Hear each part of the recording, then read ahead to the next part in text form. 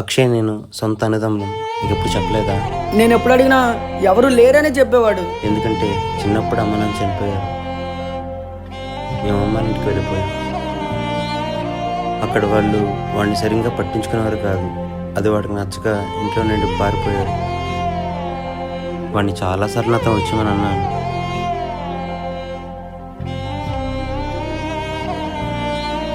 కానీ వాడు ఎప్పుడు నా మాట వినలేదు. నీతో ఆయన సంతోషంగా ఉంటాడు అనుకున్నాను, కానీ చివరికి చనిపోతాడని అనుకోలేదు సార్. నేను వద్దు సార్, ఇంకా వాడి గురించి ఎంక్వైరీ ఇన్వెస్టిగేషన్ అన్నీ చేసి వాడు ఆత్మకు శాంతి లేకుండా చేయొద్దు. దీన్ని ఇంతటితో ఆపేయండి. ఈ మాటకే నేనేం చేయకుండా కేసుని క్లోజ్ చేశాను. ఇప్పటికైనా అర్థమైందా? ఈ విషయం మీద ఇంకెప్పుడు నన్ను స్టేషన్కి పిలవకండి సార్, ప్లీజ్. వాళ్ళన్నీ క్లోజ్ చేయమంటేనే ఈ కేసు క్లోజ్ చేసాం. ఇప్పటికీ ఇది నిజమంటే నమ్మాలనిపించట్లేదు.